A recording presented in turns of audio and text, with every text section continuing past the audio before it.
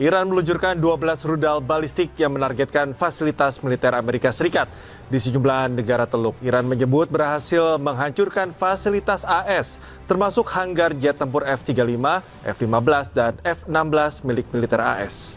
Iran telah meluncurkan 12 rudal balistik untuk menyerang fasilitas militer Amerika Serikat dan pusat komando di Lanut Muwafaq Salti dekat kota Azraq di Yordania. Korps Pengawal Revolusi Islam Iran mengklaim telah kembali melancarkan serangan. Aksi tersebut menyasar sejumlah fasilitas militer Amerika Serikat di Yordania, Kuwait, dan Bahrain menyusul meningkatnya ketegangan antara kedua negara.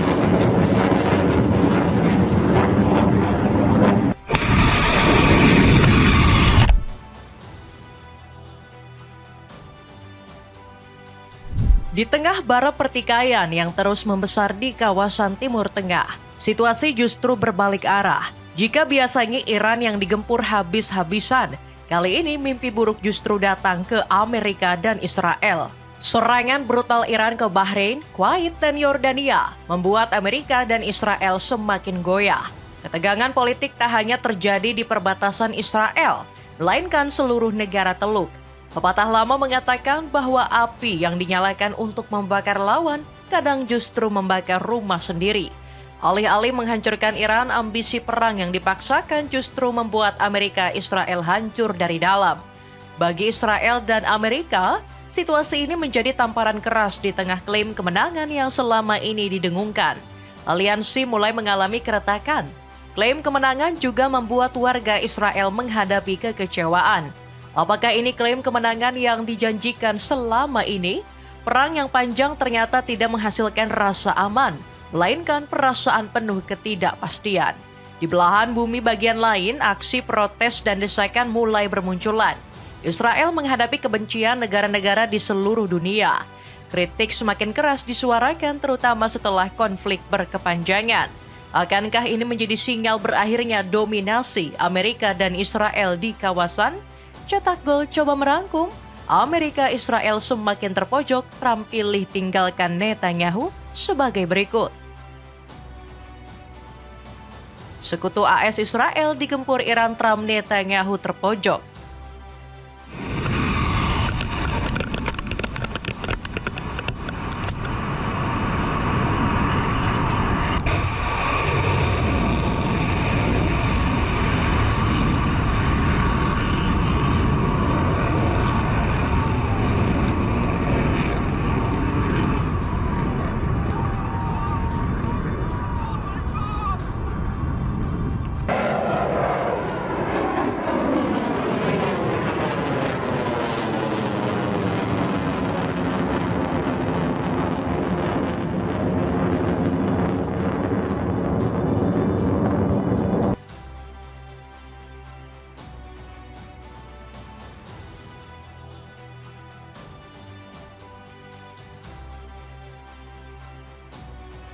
Sekutu yang berdiri terlalu dekat dengan api peperangan, cepat atau lambat akan ikut terbakar.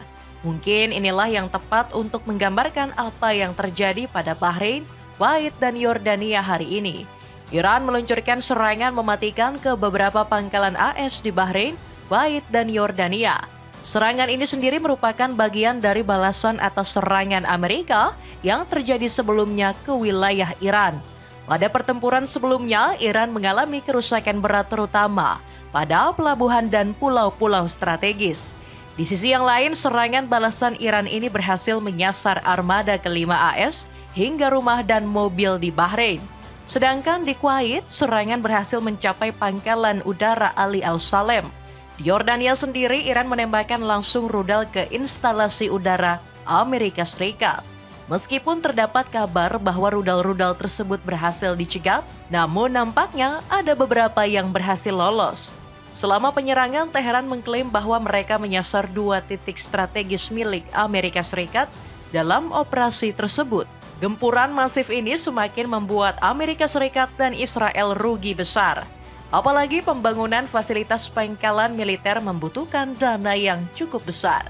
Bukan hanya kerugian, serangan mematikan ini juga dianggap sebagai alarm kekalahan Amerika dan Israel di Timur Tengah.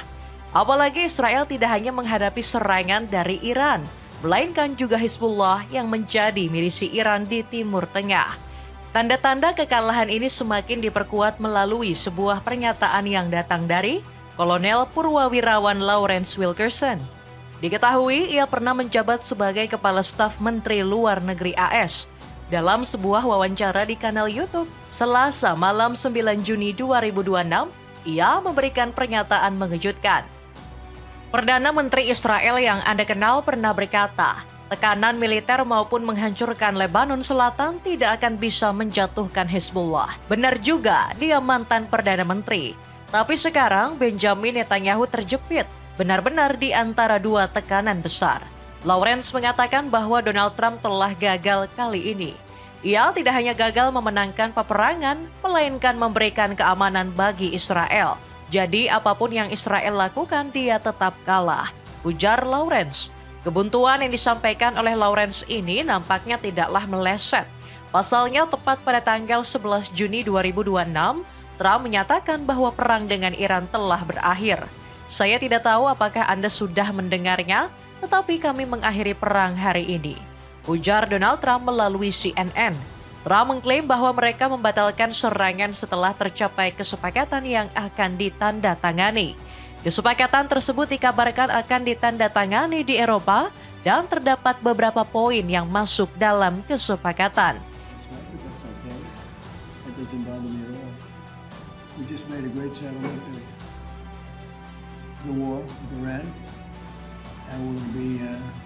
Subject to finalization of documents, which should get done over the next few days. Probably have a signing maybe in Europe. Isi kesepakatan tersebut adalah penghapusan material diperkaya, pembongkaran infrastruktur pengayaan, pembatasan produksi rudal, dan penghentian dukungan Iran untuk proksi. Melihat klaim dari Donald Trump ini, Iran justru memberikan keterangan yang berbeda. Sejauh ini, Iran belum mencapai kesimpulan akhir mengenai kesepakatan tersebut, ujar juru bicara Kementerian Luar Negeri Iran, Ismail Baghei. Jika melihat catatannya, Trump sendiri sudah 38 kali mengumumkan bahwa kesepakatan akan tercapai. Namun fakta justru berbicara sebaliknya. Pengumuman ini lebih terlihat sebagai bentuk rasa frustrasi. Apalagi Trump berulang kali mengklaim kecaman hingga kesepakatan. Misalnya saja seperti pada 11 Juni yang lalu, Trump sempat bersumpah akan melancarkan serangan habis-habisan. Namun berselang beberapa jam kemudian, Trump menarik pernyataannya tersebut. Presiden Donald Trump dianggap telah terjebak dalam permainannya sendiri. Maju mundurnya Amerika dalam diplomasi membuat kelemahan AS terlihat dan Iran mendapatkan posisi tawar yang kuat. Lemahnya diplomasi dengan Iran juga diiringi dengan isu keretakan yang semakin jelas. Wakil Presiden Amerika Serikat J.D. Vance mengakui bahwa memang terjadi keretakan taktis akibat keras kepalanya Benjamin Netanyahu. Perdana Menteri Netanyahu memimpin sebuah negara yang jelas telah menjadi mitra yang sangat dekat dengan Amerika Serikat. Namun bahkan ketika kami menjadi mitra dekat, kepentingan kami bisa selaras dan tidak selaras, ujar J.D. Vance. Ia juga menambahkan bahwa apa yang saya lihat dari Perdana Menteri adalah bahwa dia secara agresif memperjuangkan kepentingan negaranya. Terkadang itu berarti kami berada di halaman yang sama, terkadang berarti kami tidak. Menurut laporan, ketegangan antara keduanya semakin tajam ketika Netanyahu melancarkan operasi militer ke Lebanon beberapa waktu yang lalu. Dampaknya perundingan gencatan dan kesepakatan harus batal dan Amerika sekali lagi harus terlibat dalam peperangan. Bahkan dalam kesepakatan yang akan diusung ini muncul sebuah pandangan jika Israel lagi-lagi akan melakukan manuver politik. Di tengah keyakinan penuh Trump akan menyelesaikan negosiasi, faktor yang diduga besar akan menggagalkan perundingan tersebut justru Israel sendiri. Menurut Arman Mahmudian, pengamat hubungan internasional dari University of South Florida, Trump mungkin bisa memberikan jaminan keamanan atas nama Amerika Serikat. Tetapi hampir tidak mungkin ia melakukan hal yang sama atas nama Israel. Trump bisa saja memberikan jaminan jika Amerika tidak akan melakukan serangan ke Iran. Tetapi hal yang sama hampir tidak mungkin dilakukan oleh Israel. Situasi yang semakin tak terkendali ini membuat Amerika seringkali memprioritaskan kepentingan domestiknya dibandingkan hubungan diplomatik. Kesepakatan antara Amerika dan Iran bisa saja terjadi, asalkan Israel mau menuruti keputusan AS.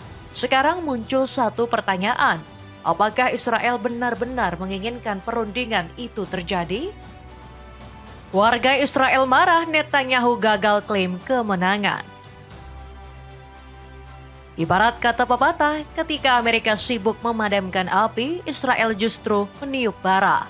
Amerika memang gencar melakukan upaya mencapai gencatan senjata, namun Israel justru sebaliknya. Menurut Trump, Washington dan Teheran memang dikabarkan akan segera mencapai kesepakatan besar untuk mengakhiri perang.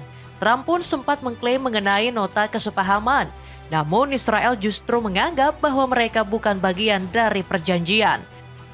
Perdana Menteri Israel Benjamin Netanyahu pada 11 Juni 2026 melalui akun X-nya menyampaikan bahwa Israel tidak terikat dalam perundingan tersebut.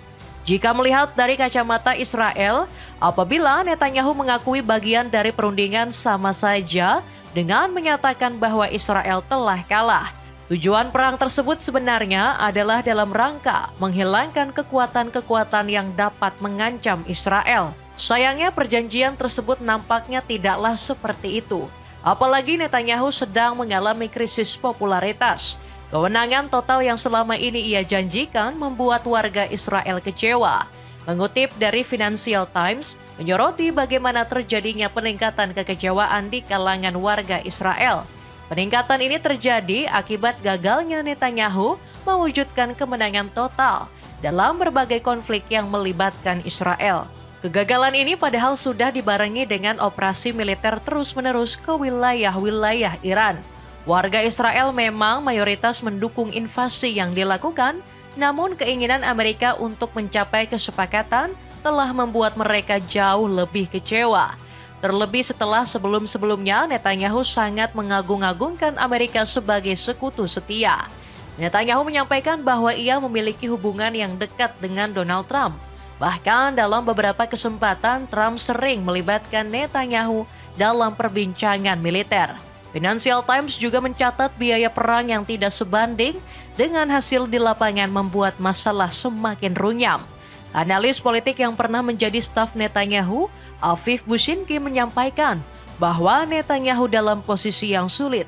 Di satu sisi ia harus mengakomodasi keinginan Trump, namun di sisi yang lain memperluas operasi militer tanpa Trump sangatlah beresiko tinggi.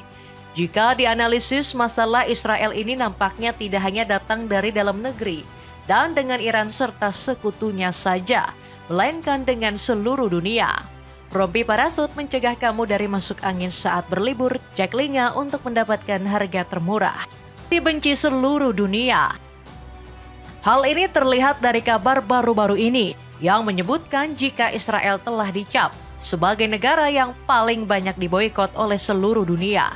Hukuman internasional tidak hanya dibebankan pada negara, melainkan juga terhadap individu, pejabat, lembaga resmi, hingga warga sipil. Aksi sanksi bukan hanya diberikan oleh negara lain, melainkan juga diberikan oleh organisasi-organisasi kemanusiaan. Pada konteks negara, beberapa negara barat yang baru saja menjatuhkan sanksi kepada Israel seperti Prancis, Kanada, Norwegia, Inggris, Selandia Baru hingga Australia. Selain negara, terdapat juga beberapa organisasi dan lembaga yang gencar melakukan boikot seperti gerakan BDS atau boikot, divestasi, dan sanksi.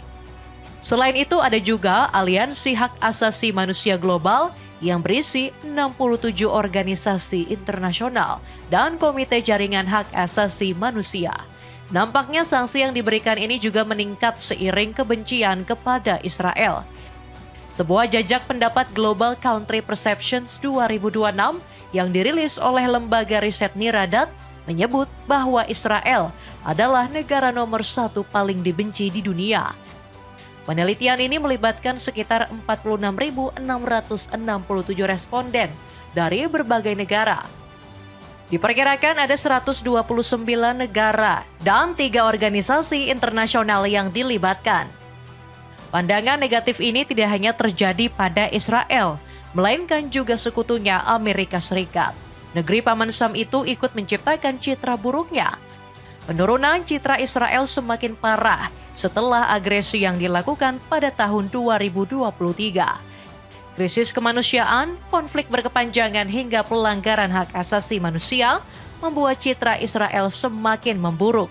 Sejak 2023, Israel telah membunuh lebih dari 74.000 warga Palestina dan menghancurkan sebagian besar fasilitas dalam negerinya.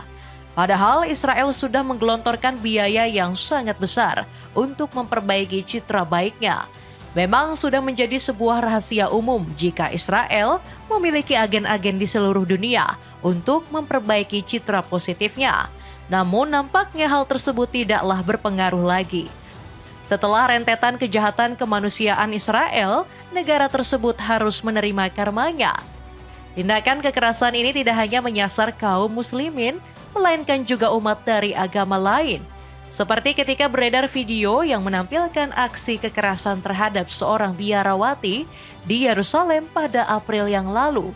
Tindakan kekerasan ini juga sebenarnya bukanlah yang pertama kali terjadi di Yerusalem. Sehingga sangat wajar jika Israel menjadi negara yang paling dibenci di dunia. Terutama jika penyerangan dilakukan tanpa sebab dan alasan yang jelas. Baju oversize dengan model vintage bisa kamu dapatkan mulai dari 90 ribuan. Cek linknya di bawah ini. Itulah ulasan Amerika Israel semakin terpojok. Trump pilih tinggalkan Netanyahu. Di tengah konflik yang semakin memanas ini, akankah perdamaian dapat tercipta? Mengingat masing-masing negara memiliki egonya tersendiri. Terlebih yang harus dihadapi adalah Israel, negeri para Zionis. Coba tulis pendapatmu di kolom komentar di bawah ini.